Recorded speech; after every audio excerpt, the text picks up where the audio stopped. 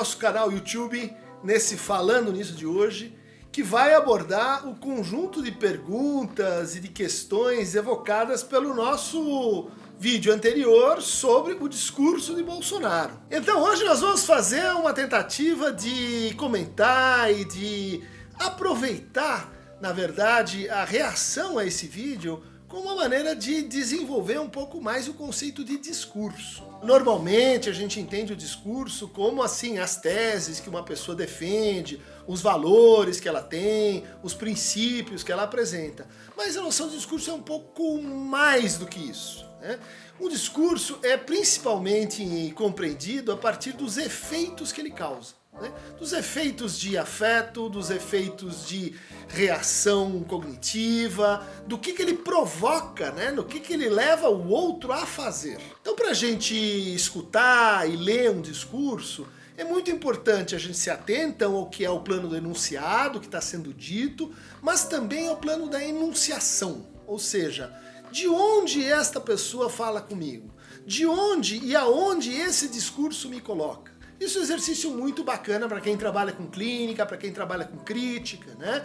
Quer dizer, para entender aquele discurso é preciso pensar os lugares a partir dos quais esse discurso opera. Então, a pergunta era uma pergunta vinda de um participante do Falando Nisso que perguntava se o discurso do Jair Bolsonaro é um discurso de ódio e se ele é só uma reação aos movimentos identitários de esquerda. E bom, o que a gente obteve aqui nos mais de 2.900 comentários? Um recorde, assim, absoluto. Então a gente agradece a visita dos bolsominions, dos bolsonarianos, dos eleitores desse candidato e estamos no mesmo país, no mesmo universo, nós estamos pensando sobre o que é o melhor para todos nós, né?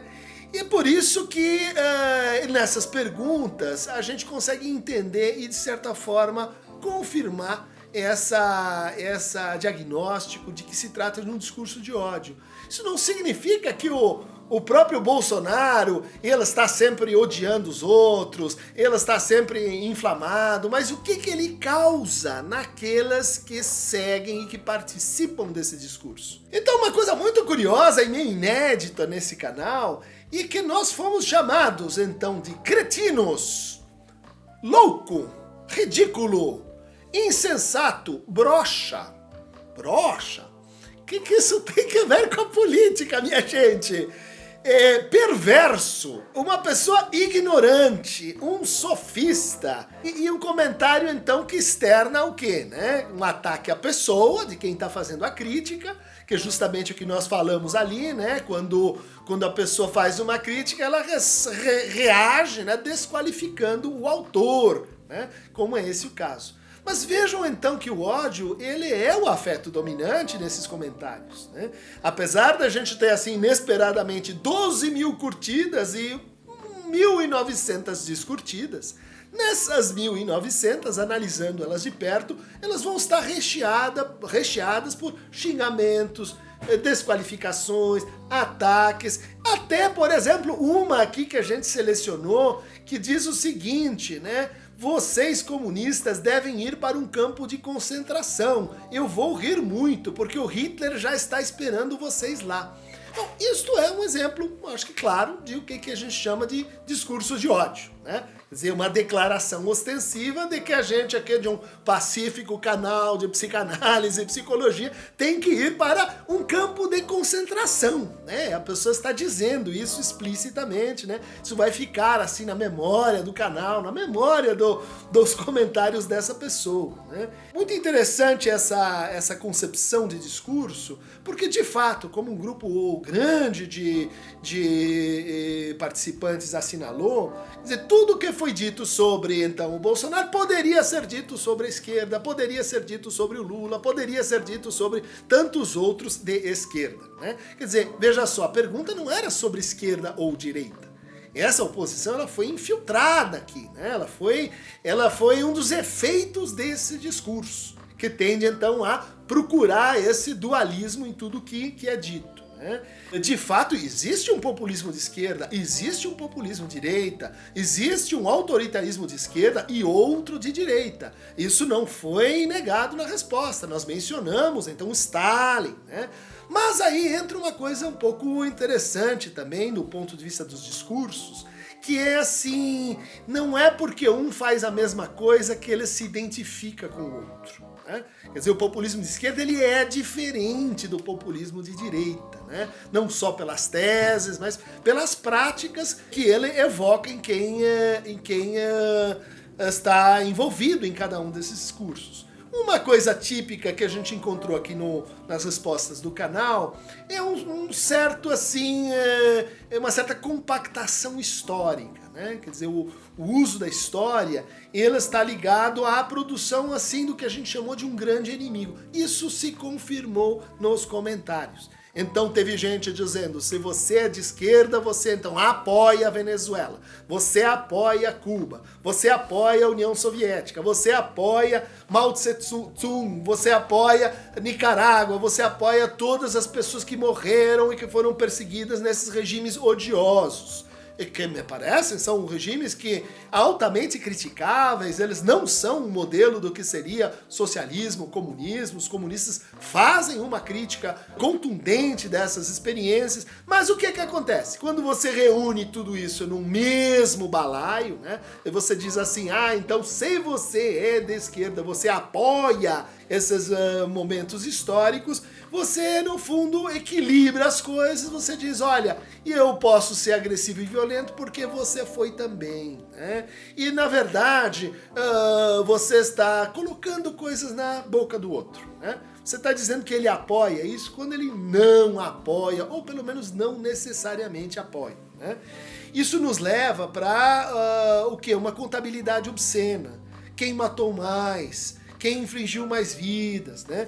Isso já é um jeito antiético da gente lidar com o pesadelo e o que foram essas tragédias, né? Que são tragédias que estão ligadas à direita e estão ligadas à esquerda também, né? Mas isso não anula, isso não torna, vamos dizer, as duas coisas iguais, né? Duas perguntas interessantes que vieram diz respeito assim, o conservadorismo é uma coisa ruim? Não, não é.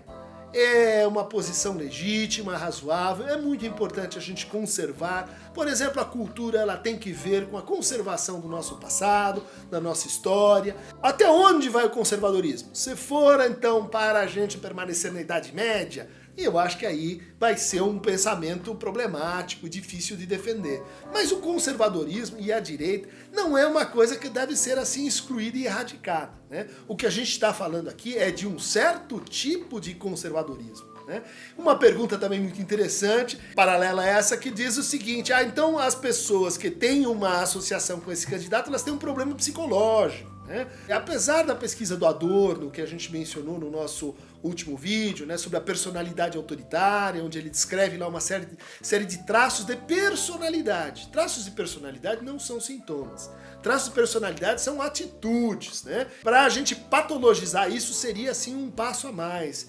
Então o que a gente pode dizer é que pessoas frágeis do ponto de vista psíquico, elas vão estar sujeitas, elas vão estar mais vulneráveis a discursos de cooptação de segurança, discursos de identificação, discursos de ódio, mas isso não associa diretamente, então, esses traços, quer com a direita, quer com a esquerda. Agora, a maior parte dos comentários supõe, então, que o nosso canal ele é tendencioso, ele é um canal de esquerda, ele é um canal, vamos dizer assim, vermelho, né?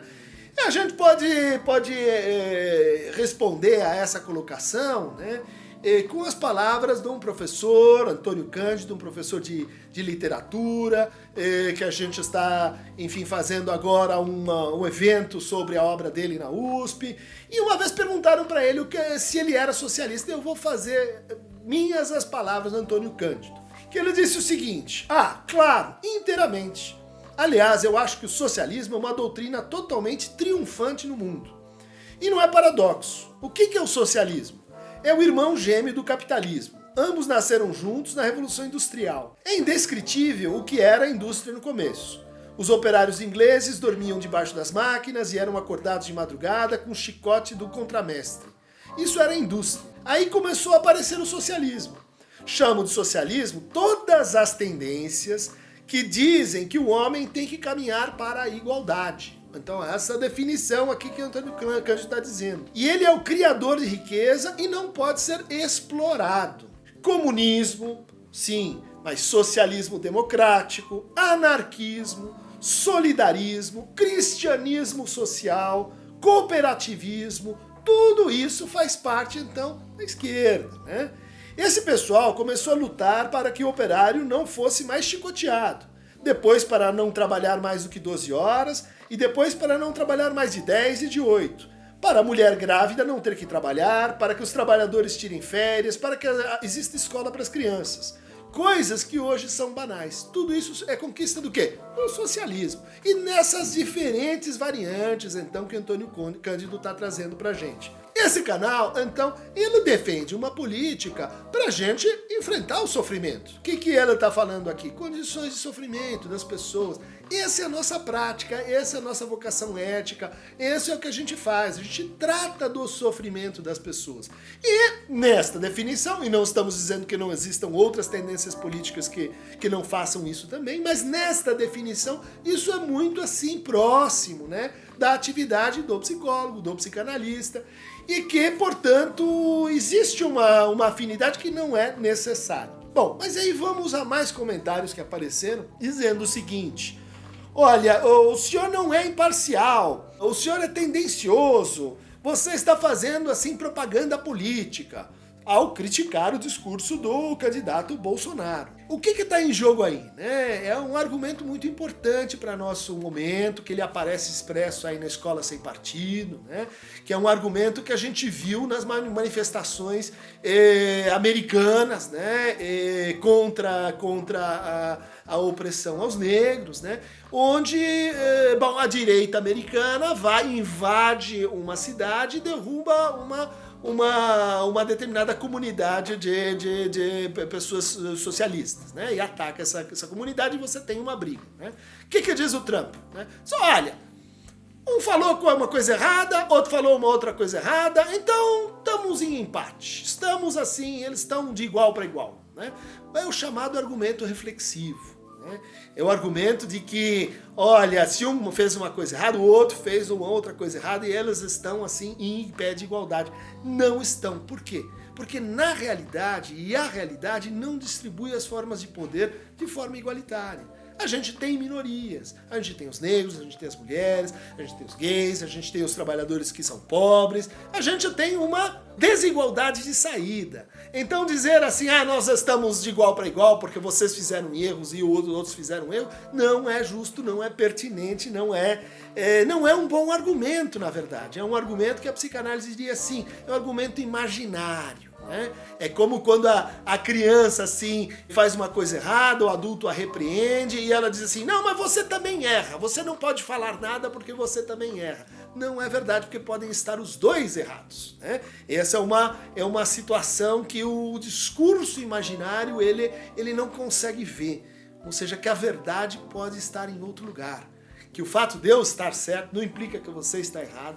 O fato de que você está certo não implica que eu esteja errado. E podemos estar os dois errados, porque a verdade está em outro lugar. Ela não está concernida apenas ao nosso próprio diálogo, ao nosso próprio discurso. Essa é uma característica dos discursos totalitários, dos discursos ultraconservadores, dos discursos retrógrados. Eles reduzem a realidade a apenas duas posições. E eles dizem, se você não está com A, você está contra A. Né? Se você não é nosso amigo, você é nosso inimigo. Se você não é nosso amigo, você está sendo tendencioso.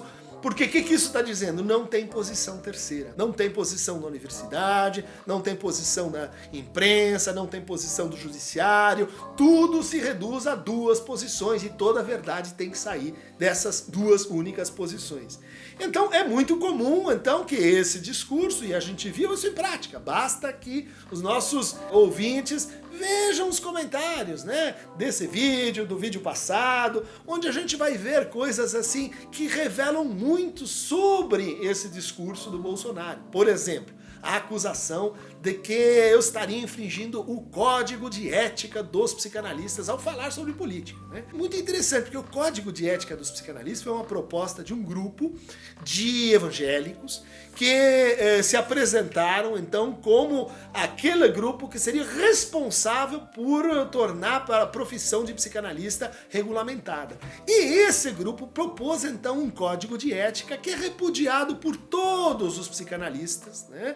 Que é repudiado como um código que fala em demônio, um código que fala em coisas que Freud nunca disse. É um código justamente produzido como uma espécie de manobra política. Então, justamente o que acontece? Ele é evocado por essas pessoas, né? Ele é evocado como uma espécie não de fake news, mas de fake laws, né? De leis equivocadas, como se existisse assim uma infração que aquela pessoa está fazendo. E o que isso revela? O discurso da denúncia, né? O discurso da denúncia como purificação daquele que denuncia.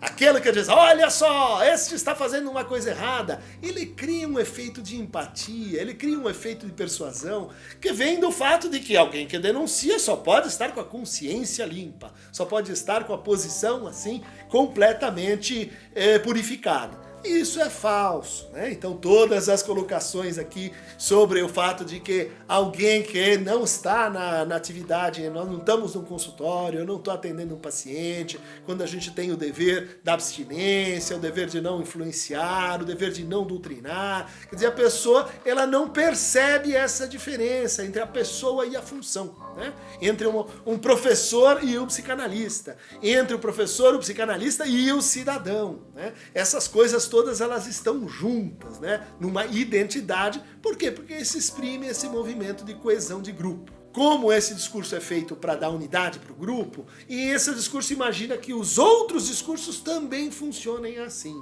né? A ideia de isenção, de imparcialidade, ela só funciona para tentar assim neutralizar um ponto de autoridade ou de saber que incide desfavoravelmente para esse discurso. Por quê? Porque incide criticamente, né? A psicanálise ela tem uma relação com a política que não é com as teses desse ou daquele partido, desse ou daquele candidato, mas é com uma atitude que tem que ver com o seu lugar histórico, que é a atitude crítica, né? Que é a atitude de perguntar assim, como é que isso se tornou possível? Como esse conjunto de efeitos, né, de afetos, de atitudes, são produzidas por um discurso? Essa é a pergunta da psicanálise. Ela tenta mostrar isso para os pacientes, ela tenta mostrar isso para a cultura, ela tenta mostrar isso na política também. E não há que ter vergonha de fazer isso, e nem imaginar que isso então trai a vocação da ciência. Essa linha divisória entre uma coisa é ciência e outra é política, uma coisa é assim o que a gente sabe, os fatos, e outras coisas são assim os valores que estão associados aos fatos. Essa linha divisória, ela depende muito da qualidade que a gente consegue trazer para o discurso e para a conversa, para a complexidade da relação. Então Lacan dizia, um discurso é um laço social. Então que laço social está sendo proposto a partir dos comentários que vocês podem ver aí no nosso canal? Tirem por si mesmos as conclusões. Querem viver num mundo com esse laço social? Ou é possível pensar um giro de discurso? Para receber mais chamadas à consciência e fragmentos críticos, discursivos, clique aqui no Aqueronta Movebo. E um PS, gente. Eu não apago nenhum comentário que me é feito aqui na aba do canal. Mas, neste caso, a gente teve muitos comentários apagados automaticamente pelo YouTube, né? Então, pessoas usando vocabulário nazista, usando termos ofensivos. E eu lembro um que foi muito engraçado, que o sujeito dizia que eu devia estar sentado numa pica de sal gemendo. Olha, eu nunca pensei numa coisa tão assim saborosa, mas é da ordem do ridículo, né? Quer dizer, a pessoa contestar que isso então não seria o discurso de ódio. Muitas pessoas também dizendo por que você não analisa o discurso do Lula e do PT e etc. Olha, esse canal tem por regra atender as perguntas. Ninguém estava me perguntando o discurso do Lula, estava me perguntando o discurso do Bolsonaro, gente. Escuta, agora que a pergunta foi respondida, podem vir outras tantas de outros candidatos. A gente vai comentar o discurso de todos os candidatos aí para a UOL, então pode ficar tranquilo que todos eles terão a sua parte nas colunas e etc. Mas esse é um canal que analisa discursos, então não adianta você dizer assim, porque você está sendo imparcial porque você não respondeu uma pergunta que não foi feita. Alô? Pessoal da caravana do Samba Enredo, União Soviética e Cuba e Venezuela e tudo junto. Vamos analisar e decompor e encontrar as circunstâncias corretas. PS2. Um comentário muito interessante, muito sagaz e repetido, né? Foi o seguinte, de que eu não devia me importar nem com o Bolsonaro, nem com os comentários sobre o Bolsonaro, porque os eleitores dele não têm capacidade de entender o que está sendo dito, nem de ler, enfim, a crítica, nem de aproveitar tudo que a gente está falando, né? Essa é uma atitude clássica, né? Quer dizer, de não se meter com a barbárie, de deixar que aquilo que estaria, vamos dizer assim, sendo agressivo, perca força, porque ele vai ficar falando consigo mesmo, né? Ele vai se isolando, ele vai se distanciando das pessoas e da realidade, né? Eu acho assim que essa é uma atitude assim básica que a gente encontra, mas eu não concordo com isso. Eu acho que é nossa suposição, é nossa aposta ética, que em toda condição há um sujeito, né? E a gente tem que apostar no sujeito. A gente não pode tratar o grupo dos Bolsonaros, o grupo dessas direitistas, como uma unidade, porque afinal é assim que eles nos tratam, como se fôssemos todos iguais, como se fosse tudo a mesma esquerda, né? Então, para romper essa reflexividade imaginária do discurso, é preciso apostar sim que há pessoas que votam no Bolsonaro e que são sensíveis à crítica, eles são capazes de pensar assim, que eles não estão possuídos por um demônio, como disseram aqui que eu era o capa preta, que estou no inferno. Não, eles não são do demônio, são pessoas que estão numa determinada leitura de mundo e que a gente não pode simplesmente excluir ou torná-los irracionais como eles nos tornam, né? É outra atitude, é a atitude de apostar no sujeito e na capacidade das pessoas se transformarem. Quem quiser receber mais fragmentos emancipatórios, críticos, transformadores, clique no Aqueronta Movebo. É que vamos emergir do inferno para as luzes.